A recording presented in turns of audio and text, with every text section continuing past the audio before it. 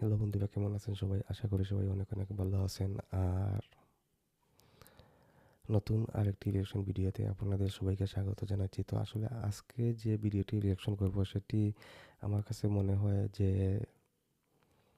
এই ভিডিওর যারা দর্শক আছেন তারা হয়তো অনেকেই এই মূল ভিডিওটি অলরেডি দেখে ফেলেছেন, তারপরে ভিডিওটি রিঅ্যাকশন করতেছি। সেটি হচ্ছে আমাদের বাংলাদেশে যে কয়েকজন জনপ্রিয় নায়ক ছিলেন তাদের মধ্যে একজন হচ্ছেন, মানে আমি যদি বলি যে সর্বকালের সেরা নায়ক যে কয়েকজন ছিলেন, যাকে আসলে মহানায়ক বলা হয়, নায়ক মান্না। তো আমি নিজেও তার একজন ভক্ত এবং তার প্রচুর ছবি আমি দেখেছি। তো আজকে যে ভিডিওটি রিঅ্যাকশন করবো সেটি হচ্ছে মান্নার জীবন কাহিনী, এই টাইটেলের উপরে ভিডিওটি। বুঝতে পারতেছেন, নায়ক মান্নার জীবন কাহিনী নিয়ে ভিডিওটি, আর এই ভিডিওটি রিঅ্যাকশন করব। তো যে ভিডিওটি আমি রিঅ্যাকশন করতেছি সেটি হচ্ছে জীবনের কথা ইউটিউব চ্যানেলের। তো আমি অবশ্যই চ্যানেলকে, জীবনের কথা খুবই জনপ্রিয় একটি ইউটিউব চ্যানেল, সেটি আপনারা জানেন। তারা সবসময় খুবই ভালো ভিডিও তৈরি করে এবং তাদের অনেক ভিডিও আমি দেখেছি। তো তারা এই ভিডিওটি, মান্নার জীবন কাহিনী, এই ভিডিওটি তৈরি করেছে। আর এটি আজ থেকে প্রায় 5 বছর আগে তৈরি করেছিল, আর আমি আজ থেকে 5 বছর পরে এই ভিডিওটি রিঅ্যাকশন করতেছি। তো মান্না জীবন কাহিনী, আসলে মান্না আমাদের সবার প্রিয় নায়ক। তিনি আমাদের সবারই প্রিয় নায়ক এখন এবং এখনও। তার প্রচুর ভক্ত আছেন। মান্নার মৃত্যু অনেক বছর পরেও মান্না এখনও সমান জনপ্রিয়। তার ভিডিওগুলো সবাই দেখেন, তার ছবিগুলোর ভিউ দেখলে আপনারা বুঝতে পারবেন। ইউটিউবে তার ওনার মানে আছে, চ্যানেল আছে, সেখানেও ভালো সাবস্ক্রাইবার আছে। তাছাড়া ওনার যে ছবিগুলো আপলোড করা আছে সেগুলোতে প্রচুর প্রচুর ভিউ হয়, তার মানে এখনও মানুষ মান্নার ছবি দেখে। তো যাই হোক, মান্নার এই জীবন কাহিনী, এই ভিডিওটি রিঅ্যাকশন করার একটি কারণও আছে, সেটি আসলে আমি বলতে চাচ্ছি না, না বললেও হবে না। সেটি হচ্ছে কয়েকদিন আগে ভারতীয় মানে এক দম্পতি, তারা এই ভিডিওটি রিঅ্যাকশন করেছেন, তবে সেখানে কিছু মানে ভুল তথ্য দেওয়া হয়েছে, যার কারণে আসলে আমি এই ভিডিওটি রিঅ্যাকশন করতেছি। তো সেটি আমি অবশ্যই ভিডিও শেষে বলবো যে সেখানে কি ভুল তথ্য দেওয়া হয়েছে। তো যাই হোক, আমি মনে করি যে আমার ভূমিকা বেশ লম্বা হয়ে গিয়েছে, তো আমি আর ভূমিকা না দিয়ে চলুন আমরা মূল ভিডিওতে চলে যাই এবং দেখে নেই আমাদের সবার প্রিয় নায়ক মান্নার জীবন কাহিনী। আজ থেকে প্রায় এক যুগ আগে না ফেরার দেশে পাড়ি জমিয়েছেন নায়ক মান্না। কিন্তু এখনও যদি প্রশ্ন করা হয় বাংলাদেশের সিনেমা জগতের সবচেয়ে জনপ্রিয় নায়ককে, তবে আজকে এই এক যুগ পরে এসেও সরল মনে বেশিরভাগ উত্তরই আসবে নায়ক মান্নার নাম, যিনি বাংলাদেশের সিনেমা জগতে দীর্ঘদিন ধরে দুর্দান্ত অভিনয় করে একচেটিয়া রাজত্ব করেছেন। সে সময় দেশের পুরো সিনেমা জগতই যেন মান্না নির্ভর হয়ে গিয়েছিল। একজন মান্না তার অভিনয় প্রতিভার দ্বারা মন জয় করে নিয়েছিলেন এদেশের বুড়ো থেকে যুবক, এমনকি বাচ্চাদেরও। মান্না মারা যাওয়ার পরেও এমন অনেক শিশুর জন্ম হয়েছে যারা মান্নার অভিনয় দেখে আনন্দ পান। চেহারাটা একজন দেখলে মান্না আসলে মায়া দর্শকদেরকে লাগে। শুধু যে বিনোদিতই করতেন তা কিন্তু একদমই নয়। তার সিনেমাতে বরাবরই ফুটে উঠত সমাজের নানান গুরুত্বপূর্ণ অসঙ্গতি এবং নানান গুরুত্বপূর্ণ দিক। তার রাইট। অভিনয় শিক্ষা দিত আমাদেরকে অন্যায়ের প্রতিবাদ করার। কিন্তু 2008 সালে হঠাৎ তার চলে যাওয়াটা এখনও যেন রহস্য হয়ে আছে এদেশের সিনেমা জগতে। সেই সাথে রহস্যজনকের মতোই তার একজন সাধারণ যুবক থেকে হুট করে এত বড় একজন অভিনেতা বনে যাওয়াটাও। আমাদের আজকের এই ভিডিওটি সেসব রহস্যজনক এবং চাঞ্চল্যকর তথ্য নিয়েই সাজানো হয়েছে। একই সাথে এই ভিডিওটিতে থাকছে নায়ক মান্নার জীবনের নানা রকম অজানা তথ্য। তো নায়ক মান্নার সম্পর্কে নানা রকম অজানা তথ্য জানতে এই ভিডিওটি দেখতে থাকুন শেষ পর্যন্ত। 1964 সালের 6 ডিসেম্বর টাঙ্গাইলের কালীহাতিতে জন্ম নেয়া নায়ক মান্নার আসল নাম এস.এম. আসলাম তালুকদার। ছোটবেলা থেকে সিনেমার প্রতি তার ছিল প্রচণ্ড ঝোঁক। কলেজে পড়ার সময় প্রচুর সিনেমা দেখতেন তিনি। নায়ক রাজ্জাকের সিনেমা হলে তো কথাই নেই, স্বপ্ন দেখতেন তিনিও একদিন অভিনয় করবেন। অনেকের ইচ্ছে থাকে ডাক্তার, ইঞ্জিনিয়ার হওয়ার, কিন্তু তার ইচ্ছে ছিল বরাবরই নায়ক হওয়ার। একদিন বলাকায় সিনেমা দেখতে গিয়ে চোখ পড়ে নতুন মুখের সন্ধানের এক বিজ্ঞাপনে। তারপর টিভি আর এটা তার ইন্টারভিউতেও তিনি বলেছিলেন এই কথাটা। পত্রিকায় দেখে বন্ধুদের সাথে পরামর্শ করে তিনি ইন্টারভিউ দেন, এমনকি সুযোগও পেয়ে যান। তারপর উচ্চ মাধ্যমিক পরীক্ষায় পাশ করার পর 1984 সালে চলচ্চিত্রে তার আগমন ঘটে। এই প্রক্রিয়ায় সে সময় মান্নার সঙ্গে আরও এসেছিলেন খালেদা আক্তার কল্পনা, নায়ক সুব্রত, নায়ক সোহেল চৌধুরী নিপা মোনালিসা, যারা মান্নার জীবিত দেখি। অবস্থায় বলতে গেলে প্রায় দেখি। হারিয়েই গেছেন। টাঙ্গাইলের এস এম আসলাম তালুকদার নামের এই কিশোর হয়তো জানতো না যে তিনিই একদিন হয়ে উঠবেন ঢাকায় চলচ্চিত্রের জনপ্রিয় একজন নায়ক। শুধু তাই নয়, সবাই হাল ছেড়ে ঢাকায় চলচ্চিত্রের দিয়েছিলেন, একজন নির্ভরযোগ্য কিন্তু নায়ক মান্না হচ্ছেন হাল তিনি। ছাড়েন নাই। নতুন মুখের সন্ধানে কার্যক্রমের সুযোগ পেয়েই কিন্তু আসলাম থেকে নায়ক মান্না হতে পারেননি নায়ক মান্না। এর জন্য না। অনেক ত্যাগ এবং অনেক কষ্ট স্বীকার করতে হয়েছে তাকে। অনেক এফডিসির কষ্ট অফিস পাড়ায় struggle ঘোরাঘুরি করতে হয়েছে। আর নিয়মিত পরিচালকদের কাছে ধর্ণা দিতে হতো।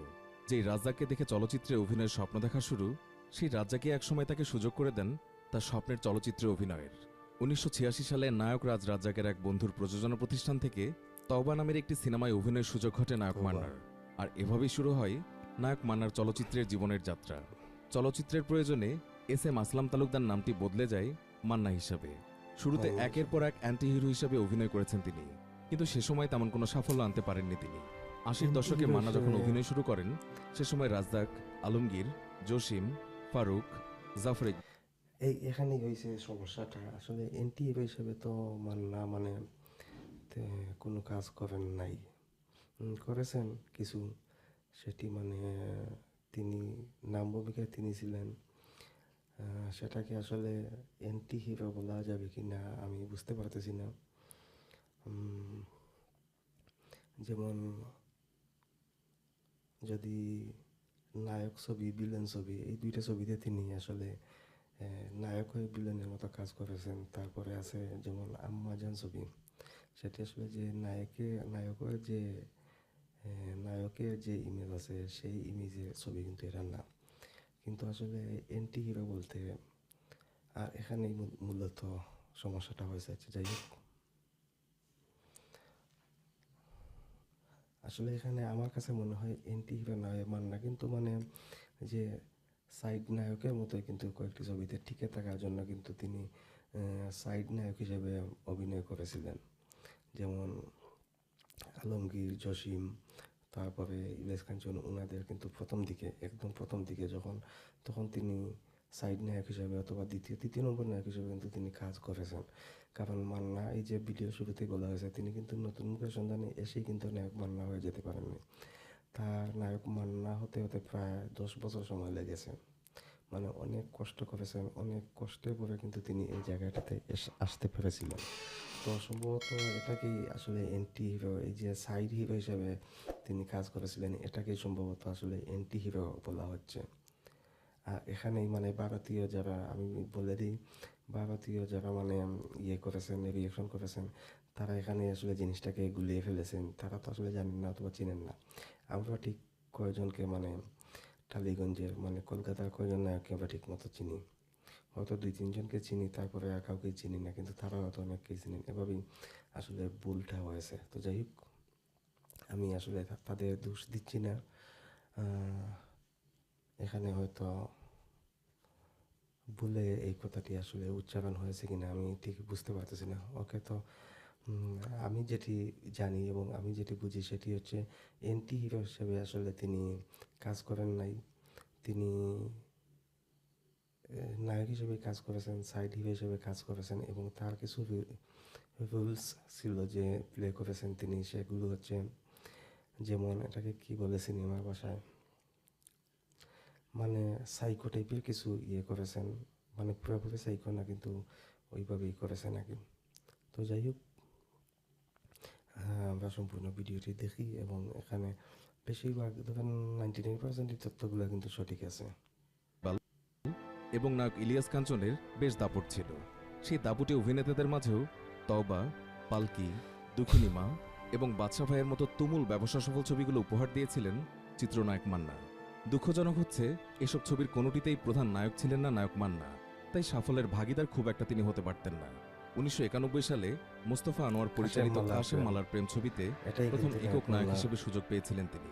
কাশেম তারপরে মালার প্রেম ভুল করে ছবিটি দিয়েছিল। সে সময় সুপার ডুপার হিট হয়ে যাওয়ার কারণে নায়ক মান্না একের পর এক ছবিতে একক নায়ক হিসেবে কাজ করার সুযোগ পান। এর আগে মান্না অভিনীত Right. প্রথম ছবি তবা Right. হলেও প্রথম ছবি হিসেবে যে ছবিটি মুক্তি পেয়েছিল তার নাম হচ্ছে পাগলি। এরপর পাগলি। কাজী হায়াতের দাঙ্গা এবং ত্রাস ছবির কারণে তার একক নায়ক হিসেবে এইগুলো তো প্রতিষ্ঠা পাওয়া মান্নাকে আরও একদম সহজ তুলে হয়ে দিয়েছে। ওঠে। এরপর আরও বেশ কয়েকটি ব্যবসা সফল ছবি উপহার দিয়েছিলেন চিত্রনায়ক মান্না। দেলোয়ার জাহান ঝন্টুর গরিবের বন্ধু ছবির পর একটু ধীরে এগোতে থাকেন মান্না। সে সময় মান্নাকে নিয়ে সবার আগ্রহ তৈরি হয়, সবাই তাকে নিয়ে ছবি বানাতে আগ্রহী হয়ে ওঠেন। চলচ্চিত্রের প্রযোজক এবং পরিচালকরাও তার মাঝে নির্ভরতা খুঁজে পান। কাজী হায়াত 90-এর দশকের শুরুতে জুটি। নাইম শাবনাজ, সালমান শাবনুর, সানি মৌসুমী জুটি বেশ সফল। তাদের পাশাপাশি দাঁড়িয়ে পীর দর্পে অভিনয় করতে থাকেন চিত্রনায়ক মান্না। তারপর থেকে একের পর এক দুর্দান্ত সিনেমাতে অভিনয় করেছেন তিনি। মৃত্যুর আগ পর্যন্ত প্রায় 400 ছবিতে অভিনয় করেছিলেন চিত্রনায়ক মান্না। মান্নাই একমাত্র নায়ক যিনি 100-রও অধিক পরিচালক এবং 61 জন নায়িকার সঙ্গে অভিনয় করেছিলেন, যা যে কোনো অভিনেতার জন্য সত্যি একটি বিরল রেকর্ড।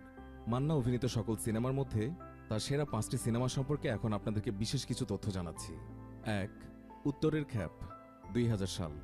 শাহজাহান চৌধুরী পরিচালিত উত্তরের খ্যাপ চলচ্চিত্রে একজন মুক্তিযোদ্ধার চরিত্রে অভিনয় করেছিলেন চিত্রনায়ক মান্না। ছবিটিতে ওনার অভিনয় সে সময় বেশ প্রশংসিত হয়েছিল। এই ছবিতে চম্পা জাতীয় পুরস্কার পেলেও সে সময় মান্না পুরস্কৃত হননি। 2. বীর সৈনিক, 2003। দেলোয়ার জাহান ঝন্টু পরিচালিত বীর সৈনিক চলচ্চিত্রে দ্বৈত ভূমিকায় তিনি অভিনয় করেছিলেন। একজন মুক্তিযোদ্ধা বাবা অন্যজন হতাশাগ্রস্ত বেকার সন্ত্রাসীর ভূমিকায় অভিনয় করেন। এই ছবিটিতে অভিনয়ের মাধ্যমে তিনি জাতীয় চলচ্চিত্র পুরস্কার অর্জন করেছিলেন। 3. আম্মাজান, 1999। মান্নার জীবনের সেরা ছবি কাজী হায়াত পরিচালিত আম্মাজান ছবিটি। এই ছবিতে একজন মাতৃভক্ত ছেলের ভূমিকায় তিনি অভিনয় করেছিলেন। ছবিটি দারুণ ব্যবসা সফল হয়েছিল। আয়ুব বাচ্চুর কণ্ঠে আম্মাজান গানটি এখনও জনপ্রিয়। নায়ক মান্নার অভিনয় দর্শকদের মন ছুঁয়ে যায়। আম্মাজান চলচ্চিত্রটি সেরা চিত্রনাট্যের জাতীয় পুরস্কারও পেয়েছিল। 4. লুটতরাজ, 1997। মান্না প্রযোজিত প্রথম সিনেমা লুটতরাজ পরিচালনা করেন কাজী হায়াত। উনি প্রথমবারের মতো ওই সময়ের জনপ্রিয় দুই নায়িকা দিতি এবং মৌসুমীকে একসাথে অভিনয় করিয়েছিলেন এই ছবিতে। গানগুলো জনপ্রিয় হওয়া ছাড়াও এই চলচ্চিত্রটিও বেশ ব্যবসা সফল হয়েছিল। 5. দাঙ্গা, 1991। কাজী হায়াত পরিচালিত দাঙ্গা ছবিতে একজন মুক্তিযোদ্ধা পুলিশ অফিসারের চরিত্রে অভিনয় করেছিলেন চিত্রনায়ক মান্না। অত্যন্ত চ্যালেঞ্জিং চরিত্র হলেও বেশ ভালোই অভিনয় করেছিলেন তিনি। এমনকি বয়সে বড় সুচরিতার সঙ্গেও বেশ ভালোই মানিয়ে গিয়েছিলেন। ছবিটি আন্তর্জাতিকভাবে পুরস্কার পাওয়ার পাশাপাশি জাতীয় পুরস্কারও লাভ করেছিল। 1997 সালে নায়ক থেকে প্রযোজনায় আসেন চিত্রনায়ক মান্না। মান্নার প্রথম ছবি লুটতরাজ সুপারহিট ব্যবসা করে। এরপর বাংলাদেশি চলচ্চিত্রে শুরু হয় মান্নার একচ্ছত্র আধিপত্য। একের পর এক মুক্তি পেতে থাকে মান্না অভিনীত বেশ কয়েকটি চলচ্চিত্র। বেশিরভাগ ছবি জনপ্রিয়তা পাওয়ার পাশাপাশি ব্যবসায়িক সফলতা পেয়েছিল। সবাই মান্নাকে নিয়ে একের পর এক ছবি বানাতে থাকেন। প্রযোজক এবং পরিচালকরা তার মাঝে খুঁজে পেয়েছিলেন নতুন আশার আলো। এর আগে 80 দশকের সুনেত্রা, নিপা মোনালিসা থেকে শুরু করে চম্পা, দিতি, রোজিনা, নতুন, অরুণা বিশ্বাস এবং কবিতার মতো সিনিয়র নায়িকাদের সঙ্গে অভিনয় করে যেমন সফল হয়েছিলেন, তেমনি মৌসুমী, শাবনুর, পূর্ণিমা, মুনমুন, সাথী, স্বাগতা, শিল্পী এবং লিমাদের সঙ্গে তার ছবি ব্যবসায়িক বেশ সফলতা পেয়েছিল। 2008 সালের 16 ফেব্রুয়ারি সারা রাত শুটিং করে বাসায় ফিরে বুকে প্রচণ্ড ব্যথা অনুভব করেছিলেন নায়ক মান্না। ভোর 6টার দিকে উত্তরার বাসা থেকে একাই গাড়ি চালিয়ে এসে তিনি ভর্তি হয়েছিলেন ইউনাইটেড হসপিটালে, কিন্তু সুস্থ হয়ে আর বাসায় ফিরতে পারেননি তিনি। 2008 সালের 17 ফেব্রুয়ারি মাত্র 44 বছর বয়সে না ফেরার দেশে পাড়ি জমিয়েছিলেন এই শক্তিমান অভিনেতা। এর আগে মান্না তার প্রেমকে পরিণয়ে রূপ দিয়ে শেলি মান্নার সঙ্গে গাঁটছড়া বাঁধেন। শেলি প্রথমে পর্দার অভিনেত্রী থাকলেও পরবর্তীতে বিমানে চাকরি নেন। নায়ক মান্নার মৃত্যুর সময় তার স্ত্রী শেলি দুবাইয়ে ছিলেন। চিত্রনায়ক মান্না স্মরণে আয়োজিত এক অনুষ্ঠানে সে সময় শেলিকে প্রশ্ন করা হয়েছিল, মান্নার মৃত্যুর পর আপনি ইউনাইটেড হসপিটালে বেশ কয়েকজন ডাক্তারের বিরুদ্ধে মামলা করেছিলেন, এখানে কি আবেগটা বেশি কাজ করেছিল? মান্নার মৃত্যু মানতে না পেরে তার রেশটা কি সে সময় ডাক্তারদের উপর গিয়েছিল? শেলি সে সময় জবাব দিয়েছিলেন, হসপিটালে ভর্তি হবার 6-7 ঘন্টা পরেও ডাক্তাররা সে সময় মান্নাকে সঠিকভাবে চিকিৎসা করেন। তাদের অবহেলার কারণেই সে সময় মান্নার মৃত্যু হয়েছে। আর আমি আজও বিশ্বাস করি ডাক্তারের অবহেলাই মান্নার মৃত্যুর প্রধান কারণ। সেই অনুষ্ঠানে মান্নার একমাত্র পুত্র সিয়ামও উপস্থিত হয়েছিলেন। বাবার পথ ধরে তিনিও কি পর্দায় নায়ক হিসেবে আসবেন কিনা এই প্রশ্ন করা হলে সে সময় মুচকি হেসে সিয়াম উত্তর দিয়েছিলেন, না, তিনি নায়ক হতে চান না। মান্না আমাদের বাণিজ্যিক ছবির ইতিহাসে একটি স্মরণীয় নাম হয়ে থাকবেন। তার অভিনয়, কথা বলার ধরন সবকিছু মিলেই আলাদা একটা স্বতন্ত্র স্টাইল তৈরি হয়েছে। কোনোভাবে আর এই শিল্পে আসা প্রয়োজন ঠিক না, কারণ এখন আমাদের ইন্ডাস্ট্রি বলতে আর কিছুই নেই। তো এখানে আসলে সিয়াম এসে তার জীবনকে ধ্বংস করার কোনো মানেই হয় না, এবং আমাদের সিনেমা ইন্ডাস্ট্রি আর কখনো দাঁড়াবে বলে মনে হয় না। তো অবশ্যই সিয়াম অন্যভাবে যদি মিডিয়ায় আসতে পারেন, কিন্তু ডাইরেক্ট সিনেমাতে সে আর কোনো লাভ হবে না। যা তিনি দিনে দিনে তৈরি করেছিলেন। এমন কিছু ছবি আছে যার জন্য মান্না চিরদিন দর্শকদের মনে স্থান করে নিয়েছেন।